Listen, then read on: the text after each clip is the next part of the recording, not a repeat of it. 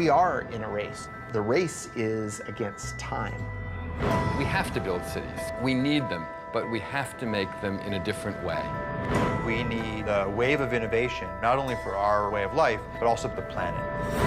The consequences would be enormous if we lose this battle.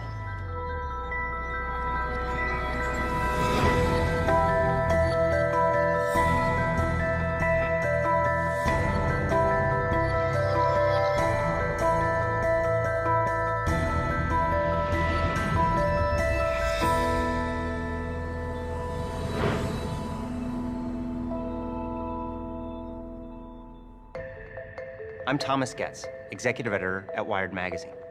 At Wired, we look at the innovators and innovations that are changing our world. In the next hour, we'll see 3 stories from acclaimed filmmakers about the future of energy.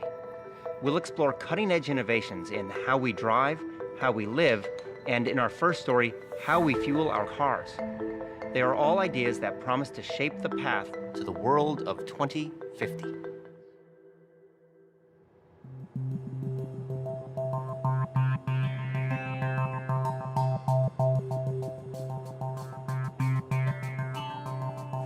The world has right now close to 1 billion cars, and we might double the number of cars on the planet by 2050.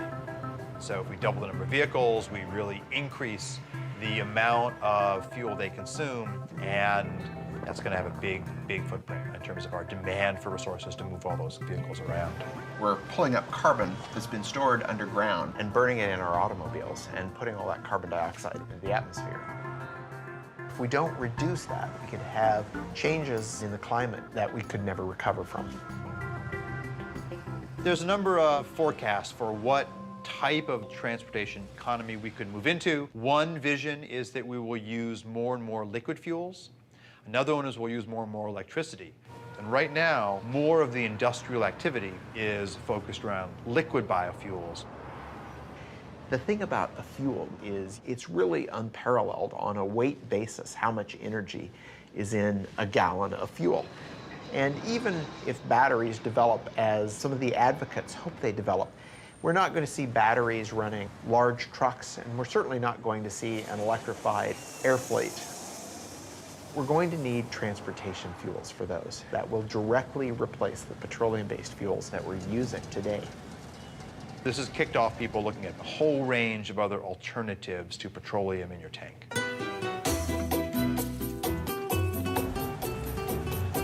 Commercial production of ethanol as fuel started in Brazil in 1975. When we started the ethanol program, nobody talked about reducing emissions. This was not an issue at that time. First, and most important, we didn't have money to buy oil anymore after the first oil shock. We were importers of oil. And today, more than 50% of all cars use ethanol instead of gasoline. Brazil made a very conscious choice to try to find a way to reduce their fossil fuel dependence. And they didn't have to look very far because Brazil's climate is ideal for growing sugarcane. When you have sugarcane plantation, you have only 2 things to make, sugar and ethanol. My family has been in sugarcane business since 1955. And about 30 years ago, I thought there is opportunity to make more ethanol. And now we are producing 120,000 cubic meters of ethanol. Brazil today has very close to 400 sugar mills. The overall sales is $30 billion US dollars, and this number is increasing. If you look at how they make ethanol and how efficient the process is, it's really a model for all of us.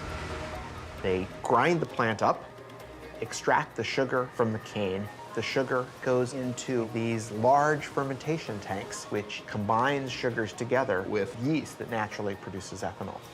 They use the rest of the plant to generate heat to distill the ethanol and turn it into fuel. They also use that heat to generate electricity renewably, not putting excess carbon dioxide in the atmosphere. Brazil has gotten to a point today where they're using about 40% less petroleum than they would be otherwise. But Brazil cannot supply the whole world with ethanol because they would have to cut very strongly into food production and into critical natural areas like the Amazon to make that happen. And this really boils down to the fact that there's only so much arable land, and growing fuel for our gas tanks is yet another demand on that landscape. We cannot kid ourselves in thinking that we found a general solution for the world problems. I think we will have to face the world in this way today. We have no oil in very large quantities anymore. We have no coal transformed in a clean way. In the meantime, we have to do the best we can. And the best at the moment is that we can do biofuels. Sugarcane to ethanol is an incredibly efficient process. You get out about 7 times the energy you put into growing the sugarcane. In the US, when we produce ethanol from corn, for every unit of input of energy, we get about the same amount of energy out. So we're really not gaining anything. We need a better process. We don't have to take what nature's given us. We can actually engineer plants and yeast to be more efficient, and that's the basis for a lot of the work that we're doing now. What we need to look at, though, is which of the pathways that come out of this are not only good financially, but those that are also good in sustainability. And this equation is really wide open right now. We are in a race to develop fuels.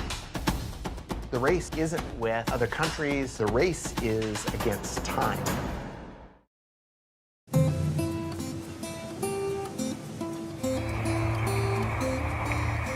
To meet the immediate and future demands, we made the energy solution spring from the ground.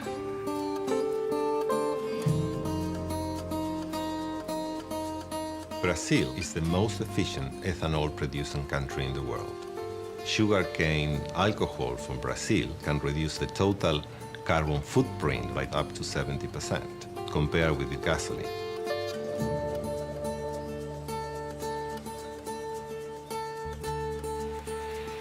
The biggest challenge for fuel providers and car manufacturers is to reduce CO2 emissions over the next 20 years. Demand for mobility will continue to grow. We believe that biofuels are very important because they help in an immediate way. All forms of fuel are going to be needed. Hydrocarbons, natural gas, biofuels, all of them are going to be part of the energy mix for the future of transportation.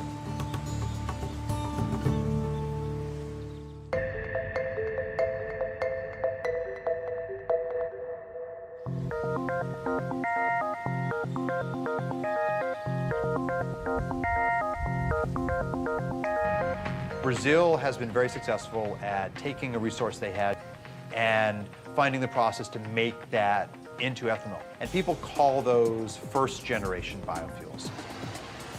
We have lots of lab work around the world that are looking at the second generation. That's generally turning cellulosic material from, for example, weeds into biofuels. And the United States is very much at the forefront of the innovation part of the equation.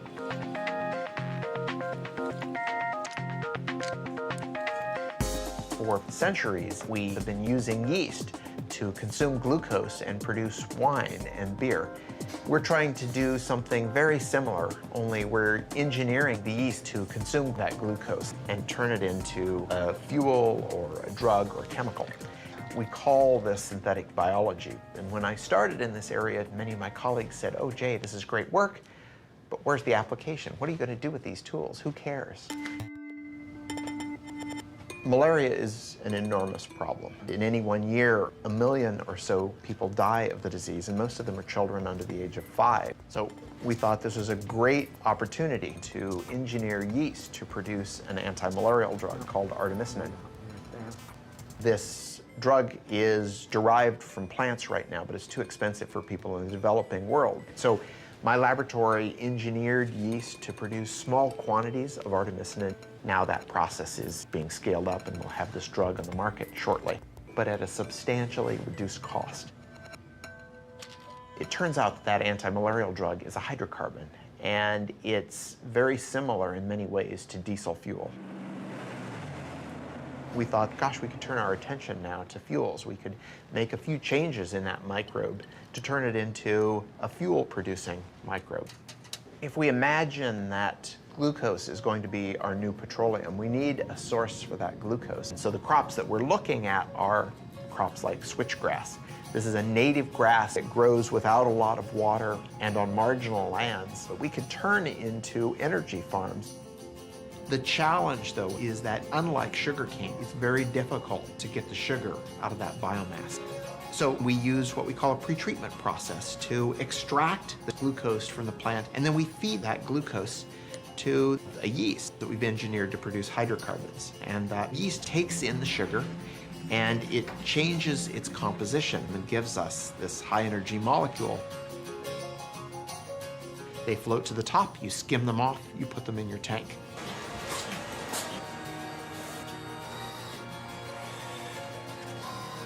But it takes a lot of work to get from that small test tube all the way up into the million-gallon tank. So we have to give it time, but I think that some of the discoveries that are happening might be applied by the end of the decade.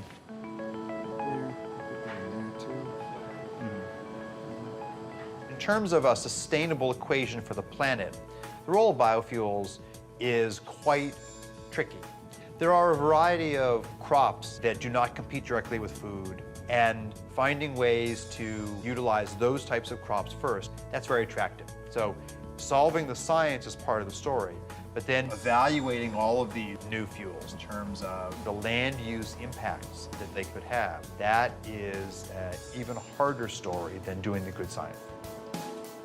Imagine that you could have one process that could take in sunlight and carbon dioxide and turn it into fuel. And imagine if that didn't involve growing anything at all. The synthetic biologists are trying to take plants and make them do things that they wouldn't normally do. On the other hand, materials chemists like myself want to do artificial photosynthesis to improve on the process that nature does in real photosynthesis.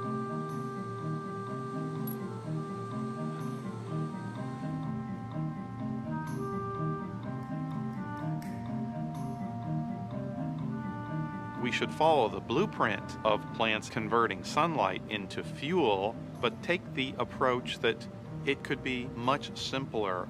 All we really need is a light absorber that absorbs sunlight. We also need a catalyst like iron or nickel. So when you see the hydrogen coming off of the photoactive material, that's an example of a semiconductor breaking the chemical bonds of water to make hydrogen and oxygen. Ultimately, our pieces are going to be contained in something that is easy to roll out like bubble wrap, where in would come sunlight and water. You would vent the oxygen to the air, but the bottom would wick out your liquid or gaseous fuel that then you could collect and use for our cars and planes and storage.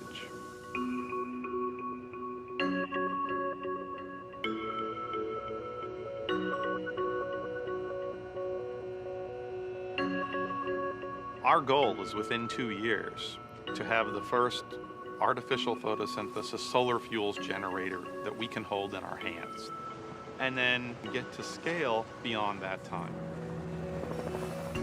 We're certainly not good at predicting the future, but to me, electric vehicles look like a sustainable option. We've heard proposals about things as far-fetched as nuclear-powered planes, and even some proposals to move freight around with lighter-than-air vehicles. And so, if the future in 2050 does include a fair amount of oil, what it means would be that we haven't deployed as many of these clean technologies as we already know are possible. If you think about how long it's taken for us to build up the petroleum industry, we can't hope to reverse that overnight. It's a huge change in our infrastructure. Yes, we should have been working on it 30 years ago. We didn't. We're trying to make up for that, and that means basic research needs to be done now and by as many people as possible. We have a long way to go, but I'm confident that we'll get there.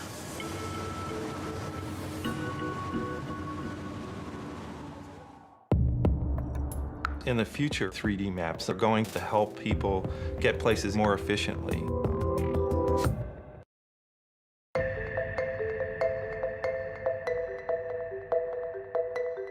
As we just saw, the race to produce cleaner energy is charging ahead. In the meantime, demand for cars continues to climb.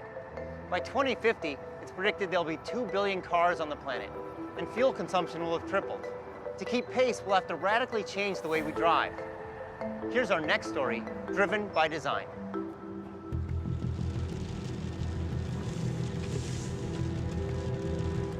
The automobile came around. In many ways, it was the future. We thought of it as one of the more positive changes that had happened to society. Suddenly, our ability to get a job changed. We can live farther away with bigger plots of land, with better quality of living. It all looked quite good. But there are limitations to swearing by the car. If it gets congested, your quality of life drops immediately. To spend so long in the car, it's very inefficient use of fuel consumption. Things start making sense all of a sudden. It doesn't bring you closer to where you want to get. It actually sometimes brings you farther.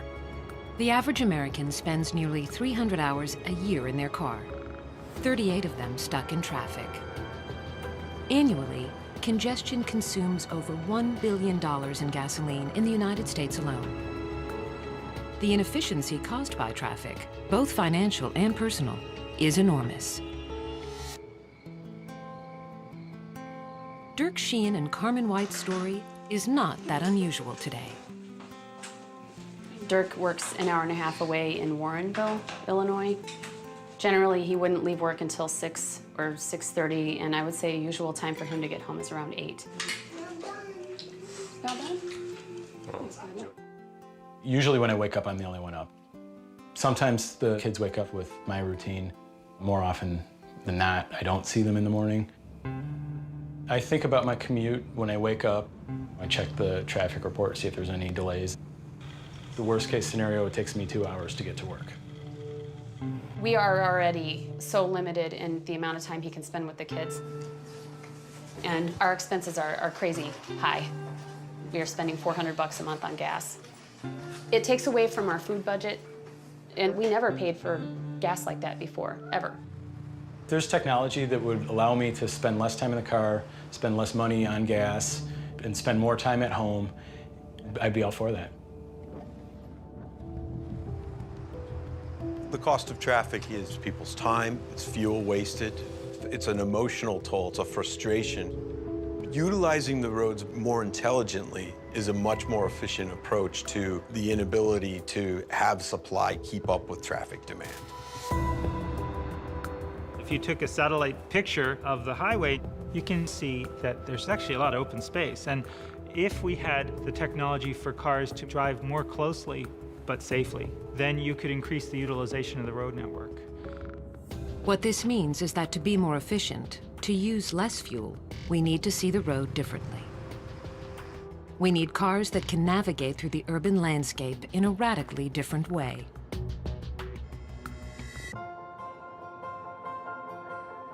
Maps in the future are going to be able to help people get places either more safely or more efficiently. Today just helps you get from point A to point B. But what if I want to get someplace and use the least amount of fuel possible? Or if I've got a hybrid vehicle, I want to make sure I've got plenty of charge, not only get there, but to get back home. So information that is going to help people achieve the more efficient or the safer route is more detailed information about the road than a lot of people realize is possible to collect today. Here in Chicago, Nokia's Location and Commerce Unit is developing the next generation of mapping. LiDAR, sonar, 360-degree video, all are components of what Nokia calls digital mapping. We use 64 lasers that rotate and they collect data in a 3D way about the world. It creates what we call a point cloud of information. That point cloud allows us to measure distances then between the points that we collect. That system combined with the cameras with higher precision location detection through inertial measurement units, that whole data system allows us to collect 1.3 million points of data per second. Probably within 2 to 3 years, you're going to see 3D maps that are going to integrate the traffic information into your routing to help you understand. If I've got 5 different routes to take, which one is the most efficient today, given the way the stoplights are running, given the way traffic is running? All of those factors are going to be taken into consideration to make sure I've got the best route. But better mapping that can integrate topography, infrastructure, and density is only part of the answer. Another key to improving transport efficiency is building cars that drive themselves. Autonomous vehicle technology has a tremendous potential to improve efficiency of our road infrastructure. By removing humans from the equation, we eliminate all the things we do wrong behind the wheel. Speeding, changing lanes too often, merging haphazardly. And by marrying autonomous vehicles with sophisticated 3D maps, we can make driving safer and more energy efficient. That next generation vehicle is being built right now by the Swedish trucking company, Scania. The solution, as you see it, is that the vehicles can utilize intelligent maps, three-dimensional maps with traffic information. The vehicles will be intelligent and communicate with each other. They will talk to each other, they will talk to the infrastructure. And we will see completely autonomous driven vehicles.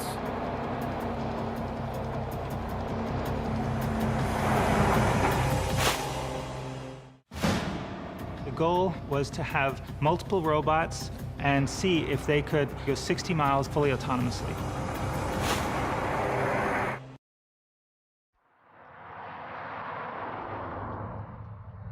My name's Helen Taylor. My husband John and I were very passionate about fuel economy. Yeah, it's great to break world records, but that's not the be-all and end-all now. It's more important to educate people.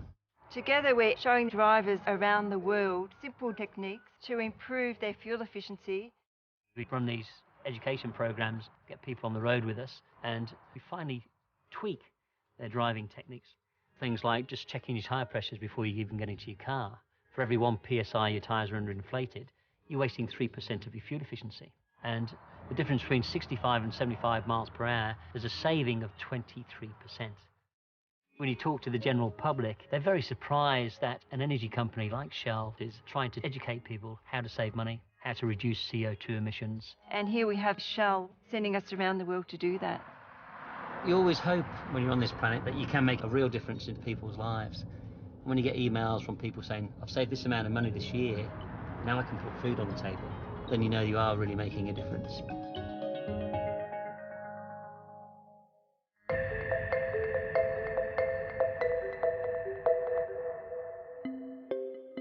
By displaying traffic density in the urban infrastructure in a revolutionary way, 3D digital maps will help create a more fuel-efficient future.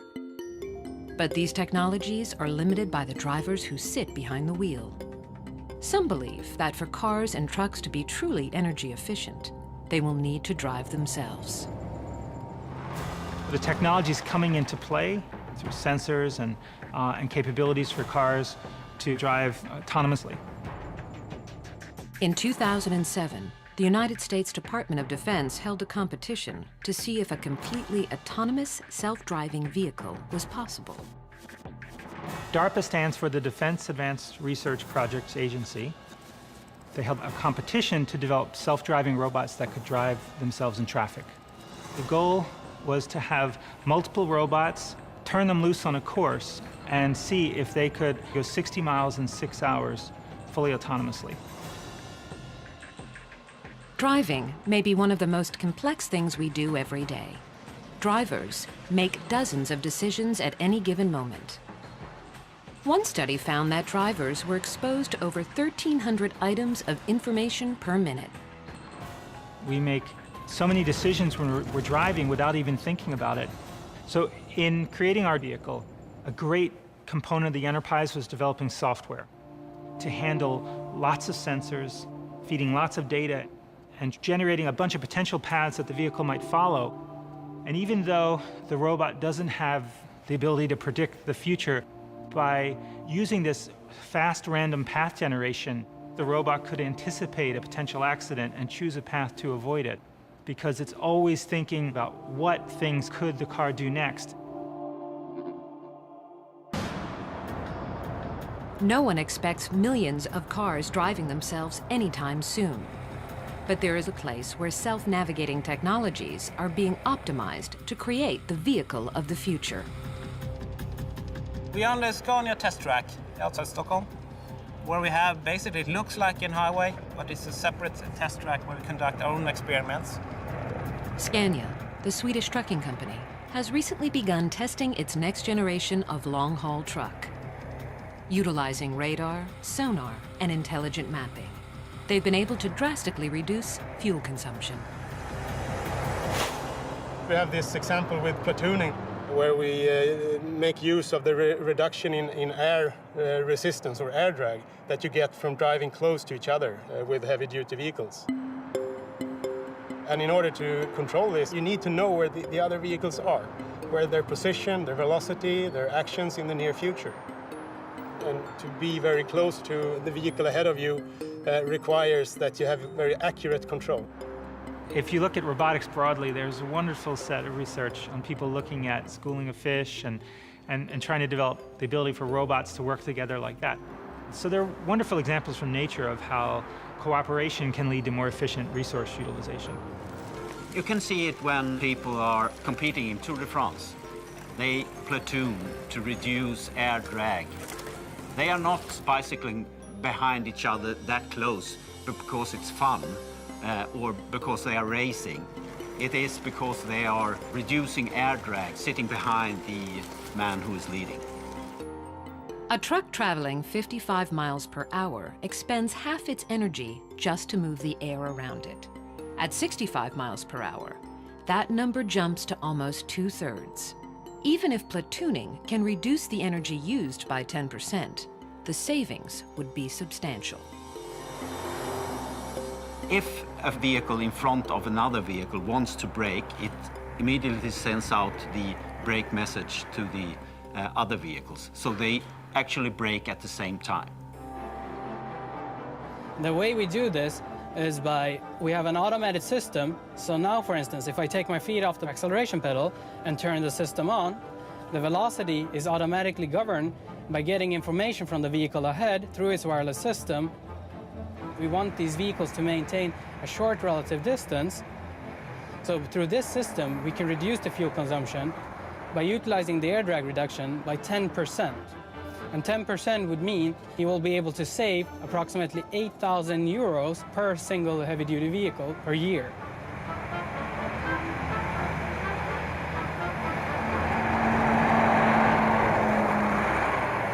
It may be some time before autonomous vehicles make up the majority of cars on America's highways. Nevertheless, some of these technologies are already making their way into our lives. Now, this polar baby wants to sleep. Do you get to pick up books every day, or is it just something that... I get to pick out books sometimes. Okay. When we look toward the future, the systems will absolutely make it safer and more efficient and less costly for you, and also make your life easier because you're spending less time on the roads. The city begins to talk, begins to tell you where is there congestion, what's going on in different areas of town. Suddenly, the car becomes a part of a much bigger ecosystem. We can look at how cars interact with other cars, how car interacts with infrastructure, and us, the drivers, can start to make smart decisions about how to move around. Suddenly, mobility becomes a whole other thing. No matter how much money they have, no matter how much oil they have, everybody has to go in a different direction.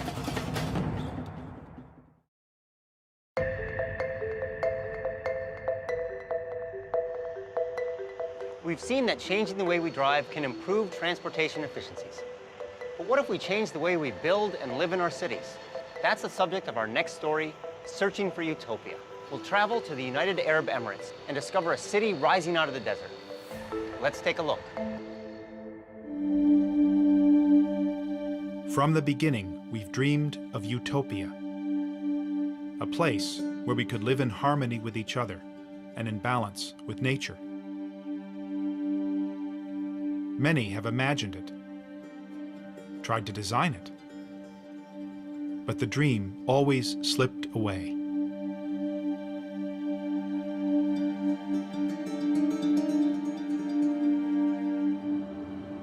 Then I heard they were building a new city called Masdar, near Abu Dhabi, in the Arabian desert. It sounded like an unlikely place for utopia, and I wanted to see it.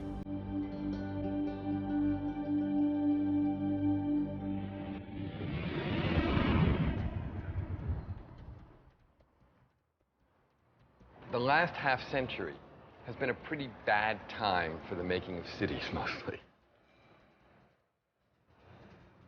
The natural tendency has been to accommodate to the automobile more than anything else. Try walking around Abu Dhabi. It's impossible. You have to take a car everywhere. Dubai, the same thing. They are among the least pedestrian-friendly places in the world. They are not green by any other measure either. And these are not easy things to fix. Masdar is still under construction, and it doesn't look like much from the highway. But they claim it's going to redefine the way cities are designed, built, and powered. Masdar City in Abu Dhabi will be the city of the future and the role model for the world. Once you see what they've envisioned for this utopian city, it's very impressive. It's carbon neutral, pedestrian friendly, and powered by renewable energies. But I do notice we're going to have to change our relationship with cars. Welcome to Masdar City. أهلا بكم في مدينة مصدر. We are driving in the bowels of Masdar City in an electric transportation system. It's slightly unnerving to sit in this for the first time. And where are we going? The first big move the architects at Foster & Partners made was to put all transportation underneath the city, leaving the streets of Masdar totally free of cars. The place reminded me of a medieval city, and actually, many design elements are adapted from ancient Arabic towns and villages. It's all about looking back into history to move forward. There's some very, very simple ideas that have a huge impact. This is a pedestrian zone, there's no cars here. This has enabled us to push our streets together to take the advantage of the shade, channel the cooling breezes through. The whole scale here is based on the human being, it's not based on the motor car. As soon as you lift up the pedestrian plane by 7 meters, you've suddenly captured this breeze. What you can see here in the balcony is we've got a modern interpretation of an ancient Arabic screen. What we must avoid is direct sunlight hitting any piece of glass. As soon as the sun hits the glass, the heat's transferred into the building and we have to use more energy to cool it down. Can this really make all that much of a difference? Yeah, absolutely. For example, downtown Abu Dhabi, 60-meter wide streets, black asphalt, mirrored, reflective buildings, no relief from the sun. On a day in September, the air temperature in both places was 39 degrees. In Abu Dhabi, the temperature measured at the asphalt was 57 degrees. In Masdar, the temperature measured on the ground is 33 degrees, so we've actually lowered the air temperature. We're trying to do as much as possible with as little as possible. These simple design moves cut air conditioning needs by 60%. But this place is also technically very sophisticated. The roof panels not only provide shade, they also generate electricity. And the walls themselves are made of glass-reinforced concrete, literally sand taken from the desert. Everything here is geared towards maximizing energy efficiency. Masdar does represent a whole different value system. It represents an acknowledgement that eventually everybody has to go in a different kind of direction, no matter how much money they have, no matter how much oil they have, no matter anything else. All of the cities here in this part of the world have come out of nowhere. There was nothing here not so long ago, except small settlements in the desert. And then all of this oil and all of this money, and suddenly, you know, wham, these cities started popping up. But they sprung up in a false love of a Western model that was already out of date. The model of the late 20th century automobile-based, energy-hogging city.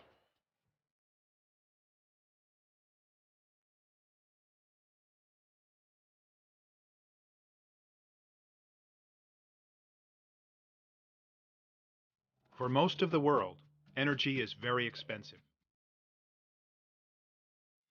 But the United Arab Emirates is sitting on 10% of the world's oil. And energy is cheap. So cheap, you can run a ski slope in a shopping mall and build the world's tallest skyscraper. But even here, cheap energy won't last forever, and the people behind Masdar are determined to find alternatives.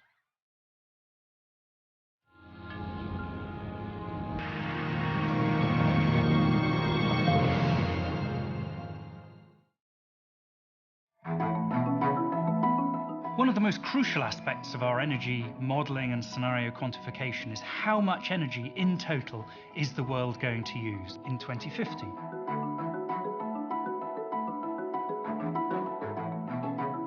The scenarios team is a bunch of people with rich imagination, I would say. We have political scientists, economists, geopolitical experts. Really, we try to simplify the complexity all around us. We in the scenarios team are currently putting a lot of attention into cities and city development.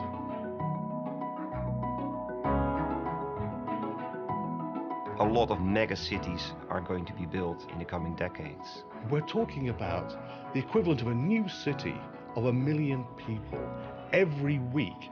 That is an incredible demand. Most of the world's resources are consumed by the cities. What if we could offer a blueprint for a better city? Public transportation, information, energy. We understand demand will rise. We understand that current supplies will struggle to keep pace. So we have to, of course, find ways of bridging the gap between the demand and the supply. Decisions that we take now are going to have a major impact on decades to come.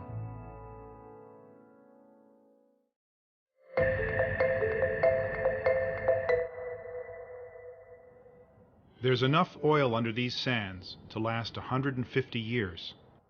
But fundamental to the Masdar ideal is getting energy from renewable sources, from geothermal and wind, and most of all, from a source they have in abundance in the desert, the sun.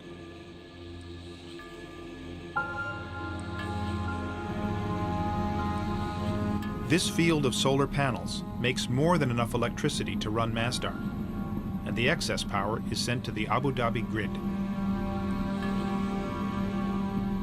But silicon panels are expensive, and the price of solar power needs to drop if it's going to be competitive from Africa to Asia to Arizona.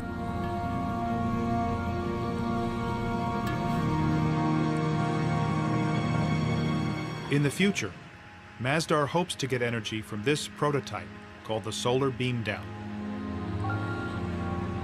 Using highly reflective mirrors, the solar beam down may generate power more cheaply and ecologically than silicon panels.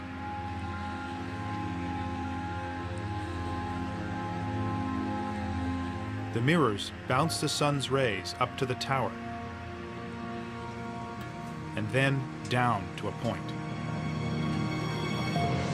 Reaching a temperature of 600 degrees, steam can be generated to run turbines to make electricity. There's just one problem. Neither of these solar technologies work at night. So Masdar needs to draw power from the grid when the sun goes down. And that power comes from natural gas. The reality is, it's just not yet possible to power Masdar entirely without fossil fuels.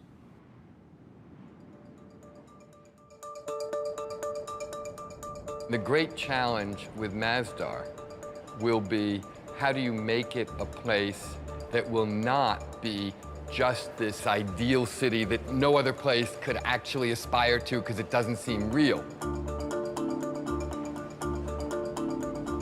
What Masdar has to be is a laboratory that develops things that then can be applied in existing cities all around the world, because that's where it will pay off. There's no payoff if it's just about itself. The payoff is, how can everything it's trying to do matter in the rest of the world? Right now, there's only a store, 2 restaurants, a bank, and a few hundred students living here. It's too early to tell if Masdar will work as a city when it's finished. But much has been achieved. They are carbon neutral and largely powered by renewable energies. Solutions here won't work everywhere, though. Many cities are in cold climates, and cooling is not their energy problem. They need to let sunlight in, not keep it out. Cities like Los Angeles or Houston are built around cars. Can Masdar's lessons be applied to them? Still, it's a step in the right direction, and it's impressive that this step is being taken by a country that doesn't need to take it. I met a guy who said actually they did need to take it. He took me to the desert to explain. God says, وَعَرَضْنَا الْأَمَانَةَ عَلَى السَّمَاوَاتِ وَالْأَرْضِ وَالْجِبَالِ. God talks about man's place in the universe, that this world is a trust. And God offered this trust to the mountains, to the heavens, to the land, to earth. And all refused it, refused to take this trust. But man, being adventurous, a bit vain, maybe too ambitious, being man, accepted it. Now, accepting it, there is a responsibility.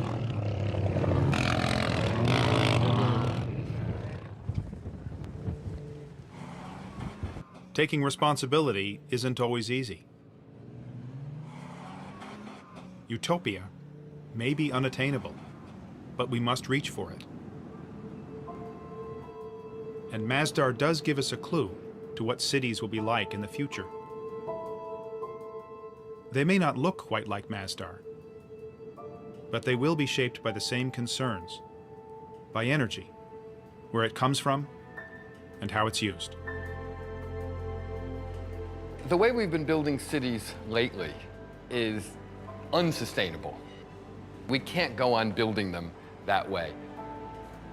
But to say that we can't build cities the way we have been building them doesn't mean we can't build cities in the future. In fact, we have to build cities. Cities are the essential statement of human civilization. So we will continue to make them. But we have to make them in a different way.